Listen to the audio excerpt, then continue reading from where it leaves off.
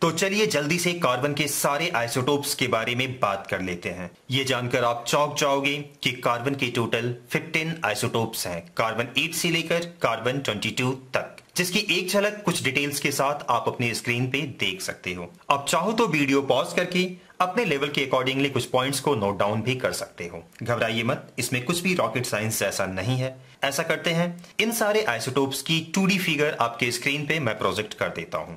अभी जो आप अपने स्क्रीन में देख रहे हो ये सारे 2D फिगर हैं इन सारे आइसोटोप्स की, जैसा कि नाम भी मैंने इंडिकेट कर रखा है।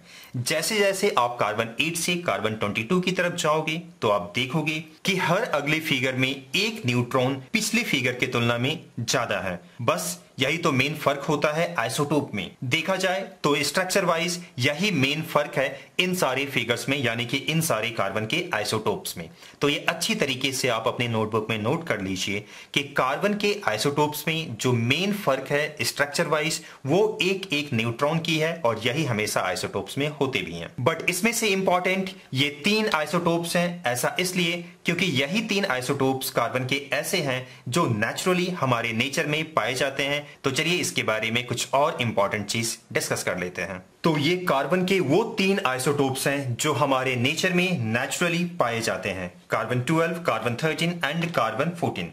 सबसे पहले तो ये चीज आप नोट कर लीजिए, ये सारे कार्बन के आइसोटोप्स हैं। इस हिसाब से इन सब के एटॉमिक नंबर सेम ही होंगे, यानी कि नंबर ऑफ प्रोटॉन ये फिक्स्ड होंगे और वो कार्बन में हमेशा 6 ही होंगे।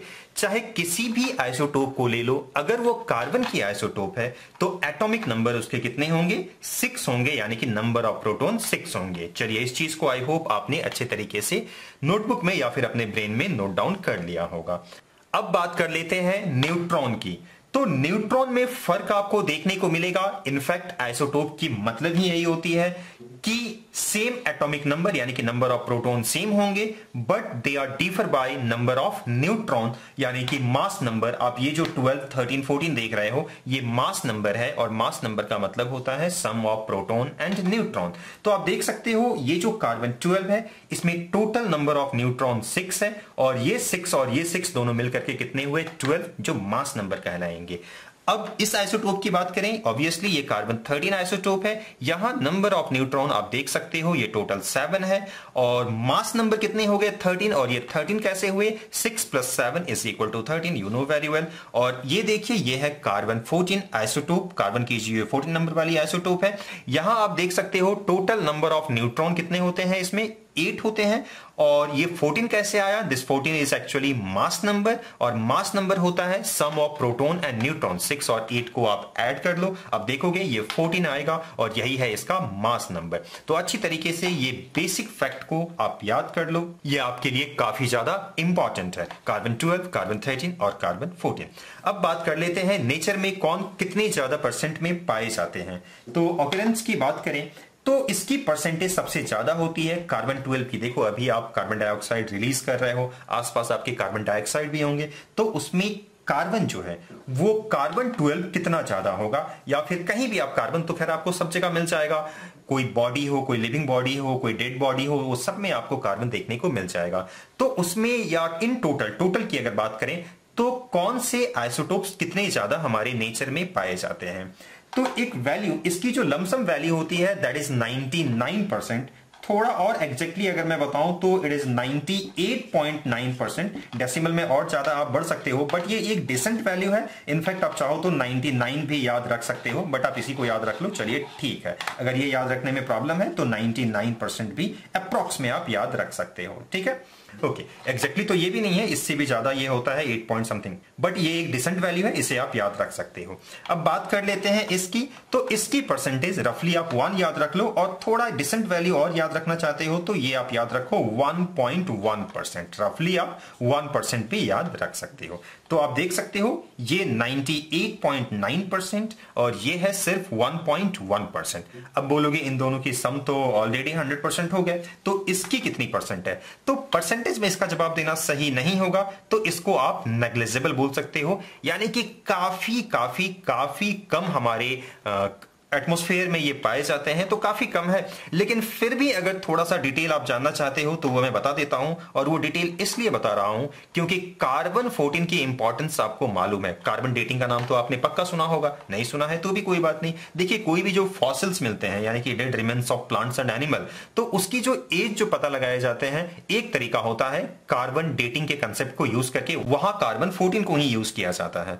तो ये भी जानना आपके लिए थोड़ा सा इंटरेस्टिंग होगा कि हमारे अर्थ में ये पाए जाते हैं 1 एटम आउट ऑफ 1 ट्रिलियन। आप समझ सकते हो ना, 1 ट्रिलियन कितना होता है? चलिए इस चीज को भी बता देते हैं। 1 ट्रिलियन का मतलब होता है ये 1 2 3 जीरोज मैंने दिया, और 3 और 3 और 3 देना होगा, यानी कि टोटल मैंने यहां 12 जीरो दिया। ठीक है, इतनी ये है ऑब्वियसली 10 टू द पावर 12। ठीक है, यानी कि इतने एटम्स को अगर आप लोगे तो उसमें से बामुश्किल एक ऐसे एटम मिलेंगे जो कार्बन 14 के होंगे। मैंने ये कहा कि अगर आप आसपास में से इतने कार्बन के एटम्स को आप लोगे तो उसमें से सिर्फ और सिर्फ एक ही कार्बन 14 वाले आइसोटोप आपको मिलेंगे।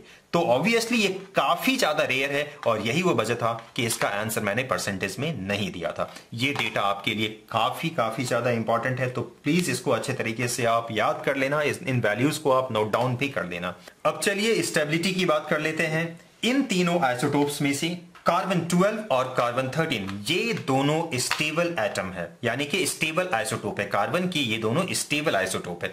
स्टेबल आइसोटोप को मैं ऐसे समझाना चाहूंगा कि मान लीजिए ये कार्बन 12 है और ये कार्बन 13 है, तो नेचर में कहीं भी अगर कार्बन 12 और कार्बन 13 एटम हो या फिर आइसोटोप हो कार्बन की, तो ये स्टेबल होगा, मतलब कि ऐसे एज यूजुअल ये लाइफ टाइम के लिए ऐसे ही रहेंगे। लेकिन कार्बन 14 आइसोटोप जो है कार्बन की, ये काफी अनस्टेबल है, ये स्टेबल बिल्कुल भी नहीं है। इसका मतलब क्या हुआ कि अगर आप कार्बन 14 को लेते हो या कहीं रख देते हो तो अपने आप ये डिसइंटीग्रेट हो जाएगा किसी दूसरे एटम में। जनरली ये नाइट्रोजन में होता है, तो किसी दूसरे एटम में ये कन्वर्ट हो जाएगा अपने आप, खुद से खुद। तो ऐसे एलिमेंट को कहते हैं या ऐसे एटम को कहते हैं रेडियो एक्टिव एलिमेंट। ठीक है, ये चीज काफी ज्यादा इंपॉर्टेंट है। तो आपको नोट क्या करना है, नोट डाउन ये कर लेना है कि कार्बन 12 और कार्बन 13 ये दोनों स्टेबल आइसोटोप हैं, और कार्बन 14 ये अनस्टेबल आइसोटोप हैं, यानी कि रेडियो एक्टिव एलिमेंट हो गया, रेडियो एक्टिव आइसोटोप हो गया।